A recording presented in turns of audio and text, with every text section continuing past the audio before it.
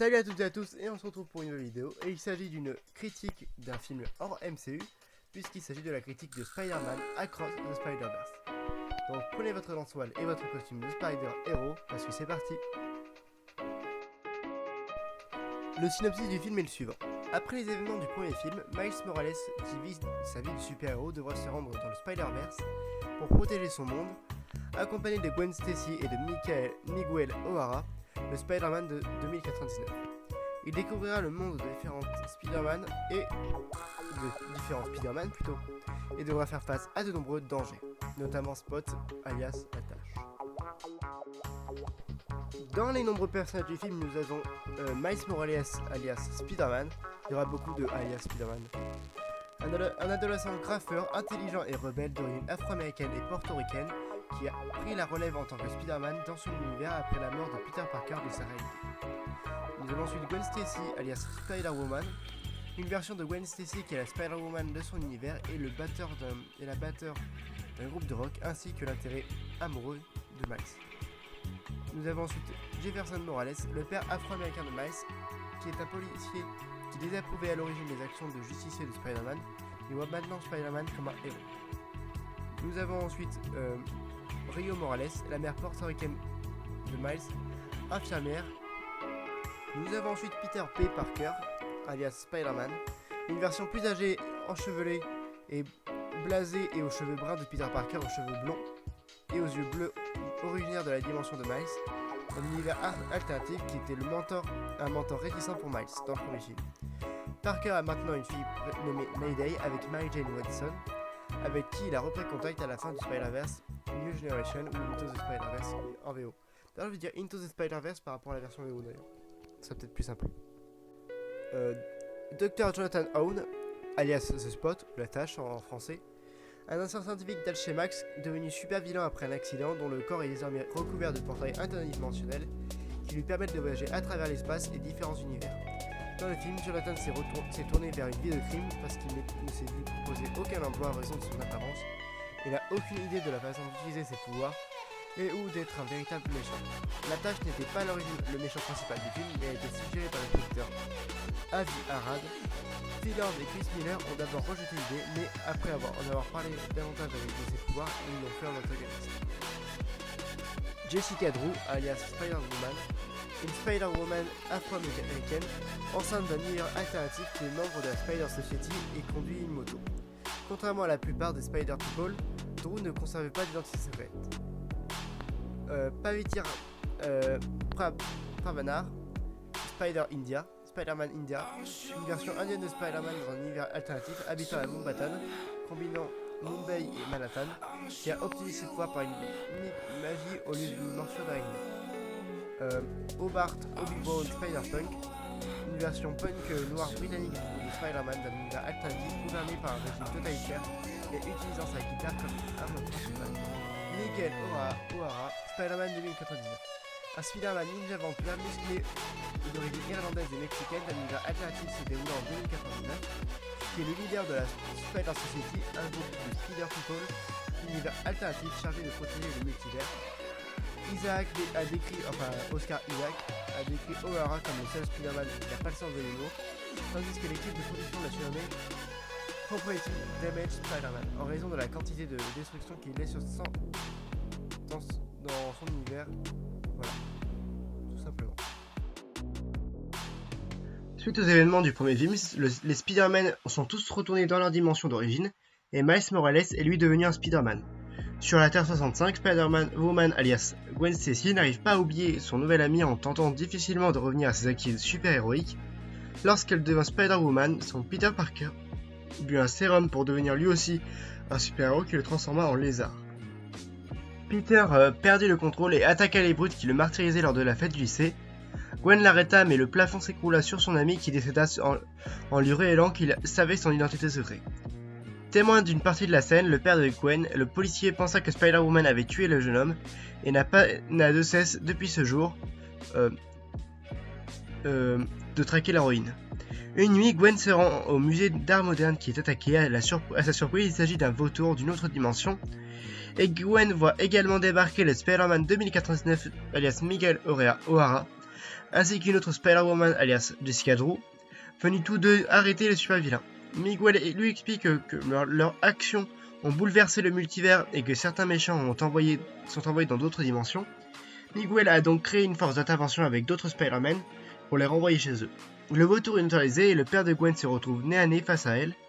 Gwen décide donc d'ôter son masque pour avoir une discussion avec lui et, bien que bouleversée, son père décide tout de même de l'arrêter. D'abord réticente, Jessica réussit à convaincre Miguel de se donner un bracelet dimensionnel à Gwen pour qu'elle parte avec eux. Gwen regarde une dernière fois son père et les suit.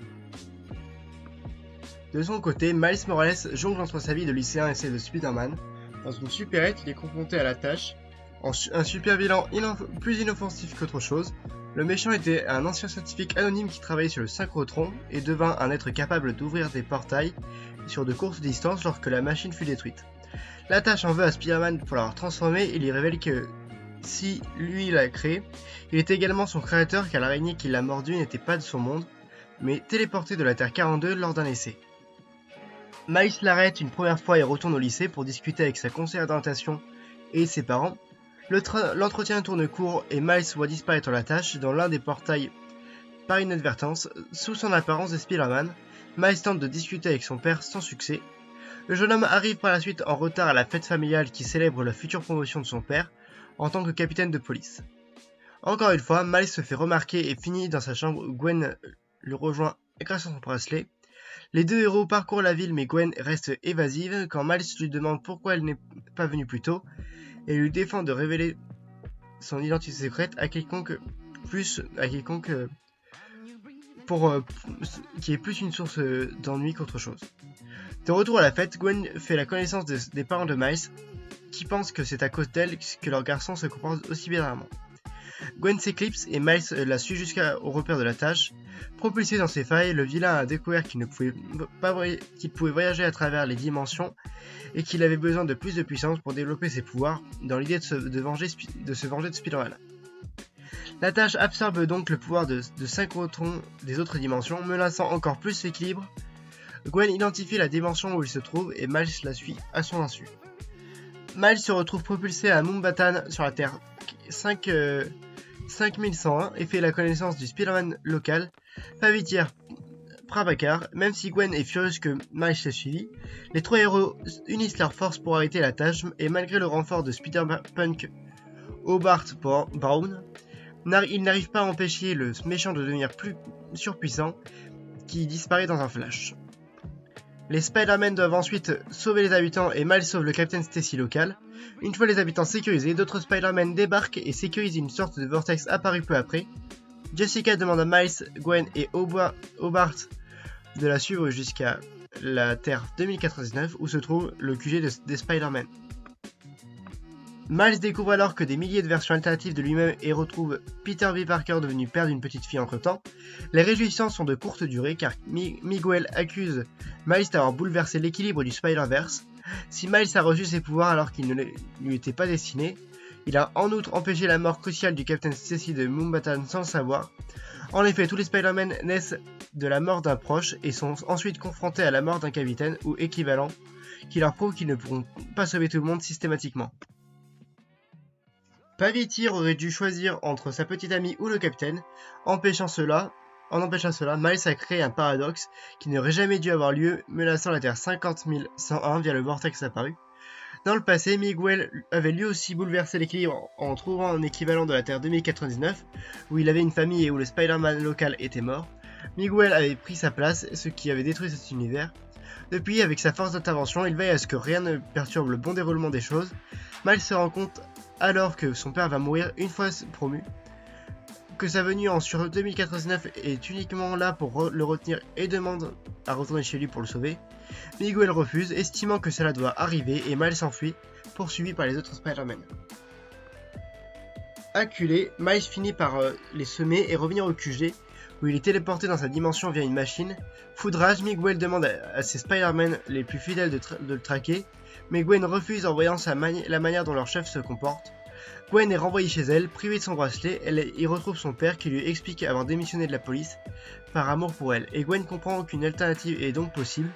Son père lui donne le bracelet d'Hobart qui avait démissionné des Spider-Man juste avant la poursuite de Miles, ce qui permet à Gwen de retourner dans la dimension de Miles. Le garçon est pourtant introuvable. De son côté, Miles révèle son identité secrète à sa mère, qui croit à une plaisanterie et découvre que son oncle Aaron est en vie. Juste avant d'être assommé, Miles se rend compte que la machine ne l'a pas envoyé chez lui, mais a identifié son ADN comme le provenant de la Terre 42, là d'où venait l'araignée qui l'avait mordu. N'ayant jamais pu devenir Spider-Man, le Miles Morales local est donc devenu un super méchant, le rôdeur grâce à son oncle, son père étant mort à sa place. Gwen promet aux parents de Miles de le retrouver et remonte sa propre équipe composée de Peter B. Parker, Spider-Man Noir, Spider-Ham, Penny Parker, Spider-Punk, Pavitier Pravacar et Spider-Bytes pour l'aider. De son côté, la Tâche revient dans son univers, prêt à accomplir sa vengeance. Le film se termine sur un à suivre et Miles Morales reviendra dans Beyond the Spider-Verse. Alors, qu'est-ce que j'ai pensé de ce fameux Spider-Verse, enfin Spider-Man Across the Spider-Verse? Eh ben, je dirais que c'est un avis. J'ai adoré le film, vraiment le film était exceptionnel. Il est mieux que le premier. Déjà pour une simple et bonne raison, sa beauté visuelle. En fait, le problème, enfin pas le problème, c'est même pas un problème, c'est vraiment le côté positif du film. Le fait de croiser plusieurs styles d'animation différents pour telle dimension à tel style d'animation, pour telle autre dimension à tel style d'animation, mais ça rend les choses incroyables. C'est moins monotone et ça rend le film beaucoup plus vivant. Aussi, l'élément principal qui me fait apprécier ce film, c'est quand même la façon dont sont construits les personnages. On sent que c'est pas le personnage il est gentil, le personnage il est méchant. Non, c'est beaucoup plus nuancé. Par exemple, le personnage de Miguel O'Hara, qui on pense qu'il est un peu noir et tout. Non, parce qu'il sait quels sont les dangers que ça peut provoquer de détruire un événement de cadenas. Donc du coup, il est obligé d'avoir cette noirceur pour parce que le personnage de Spider-Man, c'est un personnage qui a de l'humour, qui fait des blagues. C'est le personnage de Spider-Man, l'humour, c'est son point fort, c'est ce qui fait qu'il est Spider-Man. Et le fait qu'il ait pas d'humour, qu'il est très sérieux, qu'il est très terre à terre, voilà, ça montre que c'est un Spider-Man qui a du vécu et tout. Le personnage de Miles, je trouvais très sympa, il a bien évolué depuis le premier film. Maintenant, le point positif aussi, mon moment préféré du film, c'est le fait d'avoir commencé avec Spider-Woman. Enfin, du coup, Gwen Stacy. Parce que du coup, ça te permet d'avoir un autre. On sent que c'est Spider-Gwen qui est au centre de ce film-là, parce que c'est sur elle que reposent tous les choix qui ont été faits.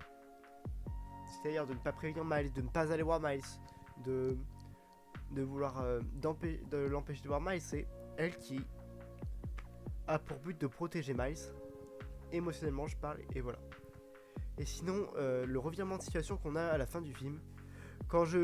À la fin du film, bon, je peux spoiler, voilà. En gros, il y a une machine qui scanne son araignée. Enfin, par quelle araignée elle a été mordue. Et qu'on comprend qu'il a été envoyé dans la Terre 42. Je me dis, c'est sûr, il va se passer, il va croiser son double. Voilà. Et ben, je trouve que c'était super bien. Et voilà.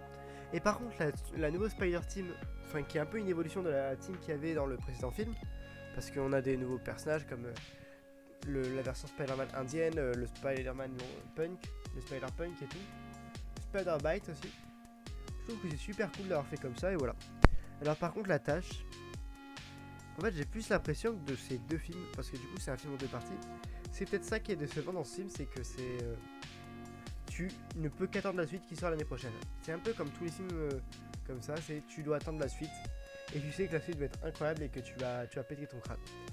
Peut-être que le truc que je pourrais reprocher au film, c'est que ça se finit vraiment en autre boudin. Mais après c'est mieux pour le teasing et tout, ça se finit sur un cliffhanger.